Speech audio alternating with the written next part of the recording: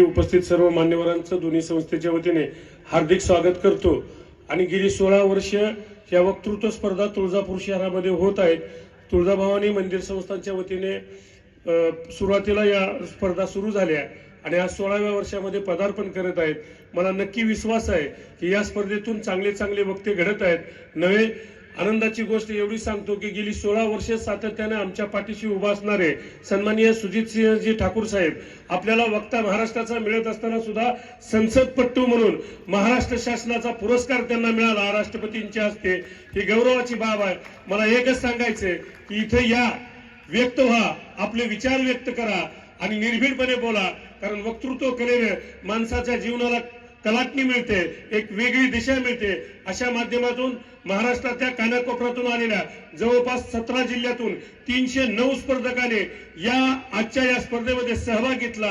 सहभाग घेणाऱ्या सर्व स्पर्धकांचं अभिनंदन करतो, त्यांना शुभेच्छा देतो आणि ज्यांनी ही स्पर्धा यशस्वी करण्यासाठी सहकार्य केलं त्यांचा आभार व्यक्त करतो। आणि पुन्हा एकदा व्यासपीठाला विनंती करतो की गेली 16 वर्षे सातत्याने हीच लोक या स्पर्धा पुढे नेत आहेत।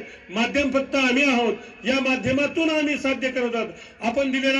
आपण दिलेला मदतीचा हात निश्चितपणे सत्कर्मी लावून महाराष्ट्राचा वक्ता इथून घडत आहे। आज सांगायला आनंद होईल की सन्माननीय मुख्यमंत्री देवेंद्रजी फडणवीस साहेब यांचा शुभ संदेश आपल्याला प्राप्त झालेला आहे। मला अपेक्षा आहे की 16 वर्षाचा कालखंड आणि येणाऱ्या 20 वर्षाच्या कालखंडामध्ये उद्याचा मुख्यमंत्री सुद्धा या स्पर्धेतून घडावा, इतकी ताकद आई तुळजाभवानीने तुम्हाला द्यावं। कारण की देवेंद्र फडणवीस साहेबांनी सांगितलं वक्तृत्व कला ही फार महत्वाची कला आहे। साहेब सुजितसिंह साहेब ठाकूर साहेब सांगतात की ज्याच्याकडे वक्तृत्व आहे त्याच्याकडे नेतृत्व आहे, ज्याच्याकडे कर्तृत्व आहे तो देशाचं प्रतिनिधित्व करत आहे। निश्चितपणाने मी सांगतोय की तिथे देशाचं नेतृत्व होत असताना, या महाराष्ट्राचं नेतृत्व होत असताना या वक्तृत्व कलेला आपण सर्वांनी साथ द्यावा। जे यशस्वी झालेत त्यांचंही अभिनंदन। बऱ्याच जणांच्या अपेक्षा आहेत, परंतु ही स्पर्धा पुढे चालणार आहे। अमरदाजी हंगरगेकर आज 4-5 वर्ष झाले स्वागताध्यक्ष आहेत। यापूर्वी विद्याभाभी गंगणे यांनी हे पद भूषवलेलं आहे। पुढील काळामध्ये सुद्धा या स्पर्धेला शासनाकडून काहीतरी मदत मिळावी, किंबहुना मंदिर संस्थेकडून मदत मिळावी अशी अपेक्षा व्यक्त करतो।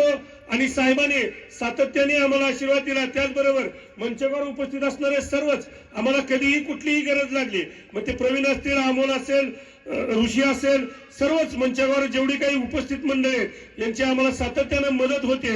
या सर्वांचं आभार व्यक्त करतो आणि प्रास्ताविक थांबवतो। जय जय महाराज।